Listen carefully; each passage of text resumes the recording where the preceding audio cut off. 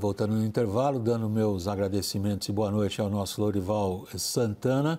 Nós vamos tratar de assuntos internacionais uma perspectiva bastante abrangente e o gancho, como a gente diz na nossa gíria jornalística para isso, vem da unidade de inteligência da publicação britânica The Economist, Intelligence Unit.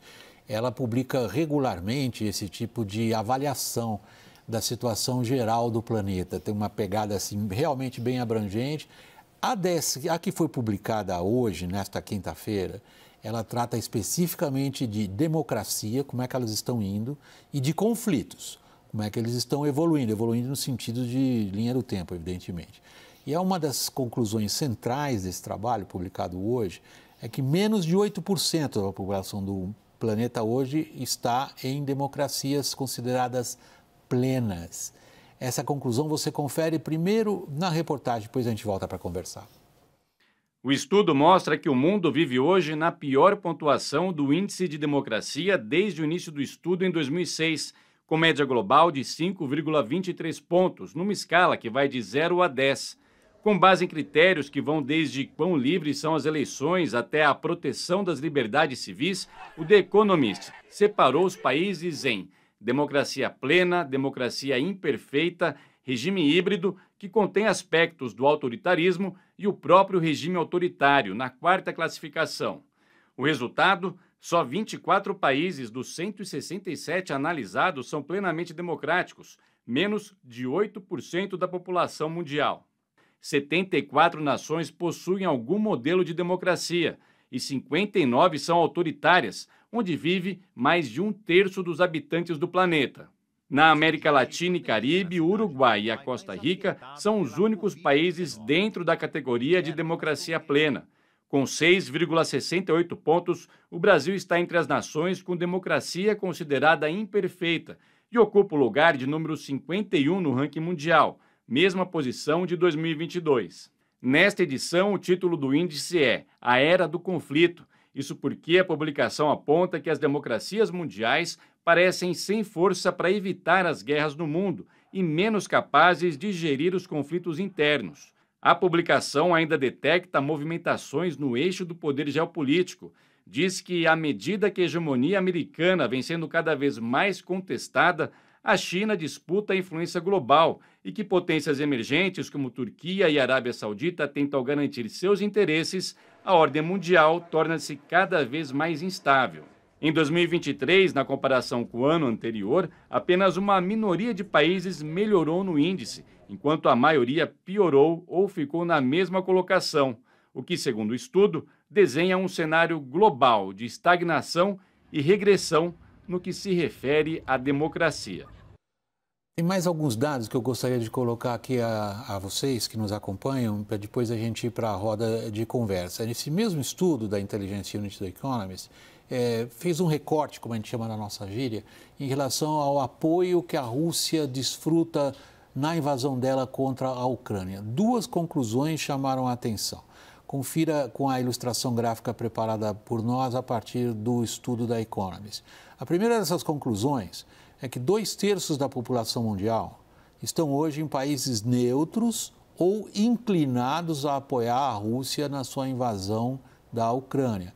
As cores mais vivas que vocês detectam no mapa na tela de vocês indicam os países com maior apoio ao Kremlin. Vocês veem que o Brasil ali é considerado um país favorável ao Kremlin no conflito com a Ucrânia. Os tons mais claros vão desde os países que se apresentam como neutros até aqueles que fazem parte de alguma forma das alianças ou da grande aliança ocidental. Próxima ilustração preparada por nós a partir do estudo do Economist é que, embora os países que condenam a Rússia tenham menor população, eles concentram uma proporção muito maior do PIB mundial. Então, vocês podem comparar. O equivalente a 61%, quase 2/3, 2/3 eu estou exagerando um pouco, 61% de todas as riquezas produzidas no planeta tem como origem mais outros 9% de países que, de alguma forma, caminham com o Ocidente em relação a esse conflito. Neutros são responsáveis por aproximadamente 10% do PIB global. A Rússia 6,8% e solidários, ou seja, os países que prestam o maior suporte à Rússia, têm apenas 2,6% do PIB mundial. População e PIB, coisas diferentes em termos geopolíticos, aí está bem claro do ponto de vista da Economist. Lorival, há dois aspectos para a gente abordar, o do desenvolvimento das democracias e o dos conflitos. O Economist faz uma ligação entre uma coisa e outra, afirmando que democracias, a história ensina, guerreiam menos entre si e, ao mesmo tempo, constata uma regressão do ponto de vista da democracia. Vamos pegar a questão da democracia, particularmente aqui à volta. Os resultados não são nada bons. É verdade, isso me lembrou o Immanuel Kant, né, o Opúsculo à Paz Perpétua, final do século XVIII, em que ele propunha uma confederação de estados europeus como uma forma de acabar com as guerras, que fossem estados democráticos. Tadinho, e tal. a cidade onde ele nasceu e onde ele criou a filosofia e o caminho do filósofo é conhecido por ele, que Königsberg hoje é um enclavo russo. Königsberg, hoje tem outro nome, né? Kaliningrado, né? Kaliningrado. O nome é um presidente, já que ninguém mais lembra que foi presidente, mas enfim. E é verdade que, às vezes, democracias começam guerras injustificadas. Foi o caso da invasão do Iraque em 2003. Mas isso é bem mais raro e existem sistemas de controle, né, que acabam corrigindo essa rota, né? O Bush o Partido Republicano, aliás, foi castigado pela guerra do Iraque, né? O Barack Obama se elegeu, teve também a crise financeira, mas a partir daí todos que se elegeram prometeram se desengajar de conflitos como o do Iraque e do Afeganistão, né? Mas é claro que esse é não sei se você quer manter o foco agora na questão dos conflitos ou se você prefere. Não, eu queria dar a outro oportunidade ao Cláudio Couto, nosso cientista político convidado hoje, fora o Daniel e a Thaís, né, que falam a hora que quiserem, não precisam ficar esperando eu passar a palavra. O Cláudio também não, o Cláudio só quer uma roda de conversa. Se você concluiu, eu vou pedir ao Cláudio que traga a avaliação dele da questão da expansão ou regressão das democracias. Tá. Em função... Posso? Aí depois eu falo de outro aspecto dessa mesma questão. Combinado, obrigado, Lorival. Cláudio, o Economist assinala algo que cientistas políticos vêm alertando com certa frequência. Crescimento dos populismos, erosão das instituições. Há uma pergunta muito grave feita em relação aos Estados Unidos, se as instituições democráticas americanas estão próximas a um ponto de ruptura. O simples fato de fazer essa pergunta é grave. A sua análise. Bem, primeiro, é muito nítido no índice da Economist, né, que você tem essa regressão democrática desde 2006, né?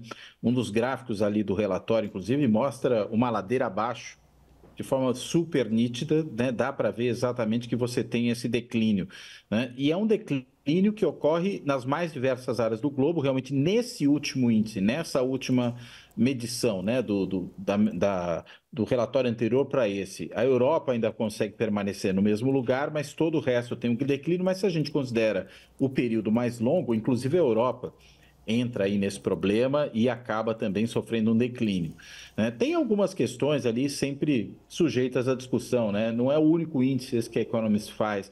Existem também outros índices interessantes, existe o chamado Polit4, existe o Varieties of Democracy, que são outros índices interessantes, né, que também mensuram exatamente a democracia ao longo do tempo e o quanto ela melhora ou piora em diferentes regiões do país e dentro de diferentes países. E todos eles são sujeitos a alguma controvérsia, né? Tem algum grau ali de arbitrariedade quando se define cada um dos critérios, mas a gente pode dizer que, no geral, os índices acertam e medem bem o tipo do fenômeno, né? Realmente, alguns chamam de regressão democrática, outros de erosão democrática, outros de recessão democrática, né? Isso está associado a uma série de fatores. Em alguns casos, ao avanço realmente do populismo, como você bem colocou, né? É o caso, por exemplo, da Venezuela, aqui ao lado, né? Que um populismo autoritário do chavismo destruiu o que havia de democracia, por mais imperfeita que fosse, né? Por mais defeituosa que fosse, mas que havia democracia, não há mais. Aí no caso de um populismo de esquerda, mas a gente pode pegar populismos de direita, caso da Polônia, caso da Hungria, que até me parece de forma um tanto quanto surpreendente, Polônia e Hungria aparecem acima do Brasil nesse último ranking da Economist. sabendo o que acontece em cada um dos dois países, é no mínimo estranho que a gente possa classificar esses países como democracias menos ruins do que, porque as duas aparecem como falhas, mas me parece que a Hungria já está no caso de regime híbrido, a Polônia certamente caminha nessa direção, e o Brasil, apesar de todos os pesares, conseguiu sobreviver. Mas quando a gente olha o caso brasileiro em particular, é um declínio que começa quando? Começa a partir de 2014. O que aconteceu em 2014? É bom sempre lembrar. Foi aquele momento em que, após a reeleição ali da então presidente Dilma Rousseff, o candidato de oposição, Aécio Neves, questiona já naquele momento o resultado das urnas, né? Diz que houve fraude, alimentando isso que agora nós vimos foi também alimentado por Bolsonaro. E dali para frente, o nosso índice de democracia vai caindo ano a ano. E claro que durante o quadriênio Bolsonaro, a coisa só podia mesmo piorar. Estamos vendo aí com as investigações da Polícia Federal isso. A questão é ver agora, daqui para frente, sobretudo a depender do que forem as providências tomadas em relação a essa tentativa de ruptura institucional que nós tivemos, né, como é que o Brasil vai figurar nas próximas edições do índice, não só da Economist, né, mas os outros todos que eu mencionei. Se nós dermos uma boa resposta e tivermos aí medidas voltadas a corrigir esses problemas, alguns dos quais na realidade, estavam abordados na primeira parte da nossa conversa. Em grande medida, Brasil, Colômbia, México são países que têm uma piora nos seus indicadores, menos em função de questões mais formais da democracia, como processo eleitoral, mas muito mais em função do grau de violência que os países enfrentam, que evidentemente afeta direitos civis, afeta a qualidade do próprio governo na provisão de segurança, né? Mas se nós, enfim, atacarmos alguns dos problemas no que se refere a esse clima de polarização, talvez a gente tenha condições aí de subir um pouquinho no ranking, mas sem resolver o problema da segurança, que aliás é a condição básica da existência do Estado, né? Acho que vai ser difícil que essa melhora seja muito significativa. Cláudio, eu adoro um bom debate, Cláudio.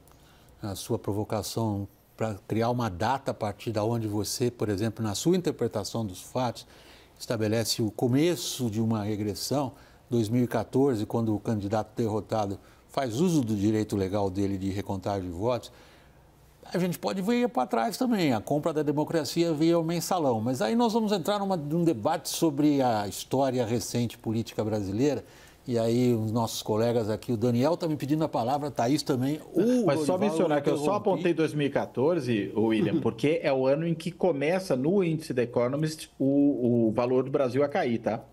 Então, o que houve naquele ano que me parece aponta nessa direção? Enxergo esse episódio aí, é difícil, naquele momento, pelo menos, indicar outro. Daniel, estava me pedindo a palavra.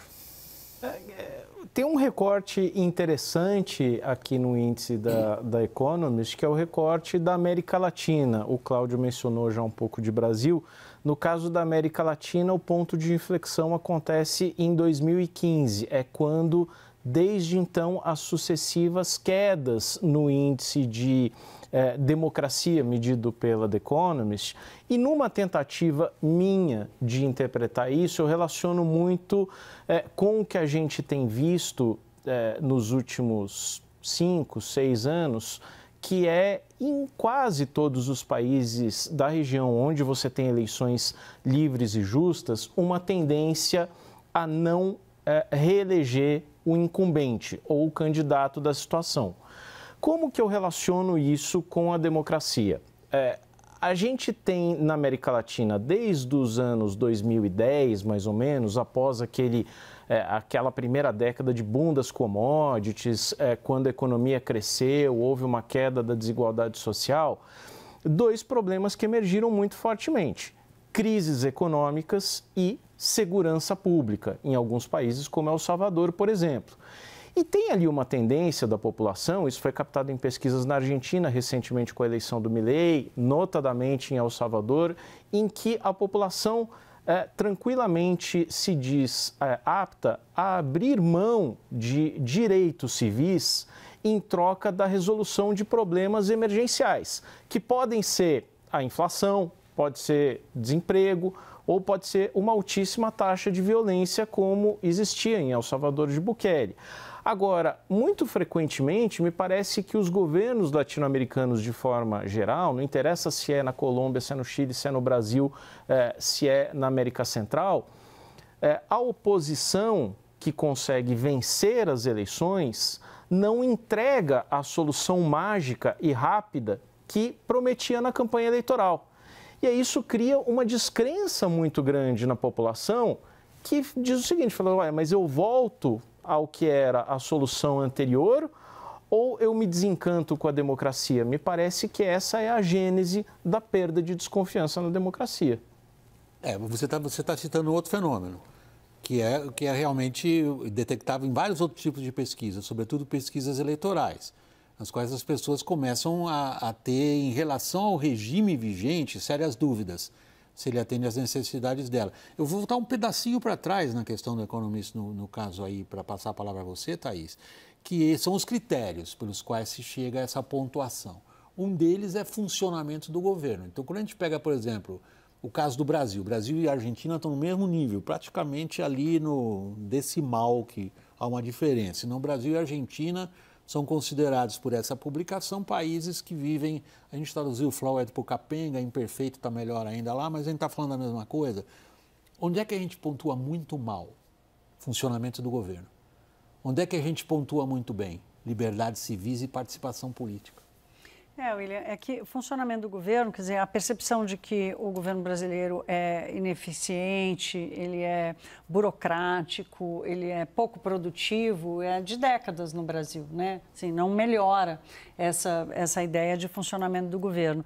Agora, a Economist, não só nessa versão de agora, que ela publicou, mas nas outras, que eu fui recuperar a leitura, há uma percepção de que as autocracias, elas são eficientes na gestão.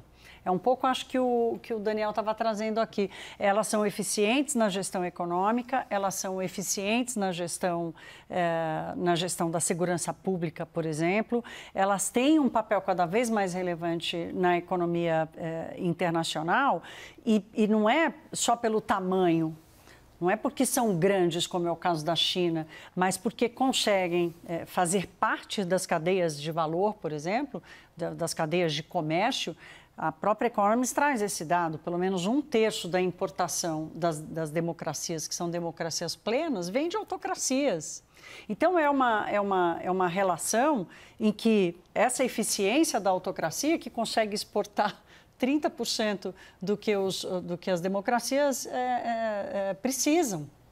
Então, isso é percebido como uma eficiência dos governos. Você fala assim, olha, não importa o regime que eu tenho aqui, o que importa é que eu estou ficando rico. O Vietnã, a própria Singapura tem essa percepção e outras... Cujo regime é a inspiração dos chamados reformistas árabes hoje. Exatamente, né? Assim, a Arábia Saudita, que tem cada vez mais uma influência. Então, onde não há debate sobre o que fazer com a economia, há uma percepção de que não importa o regime, o que importa é o resultado.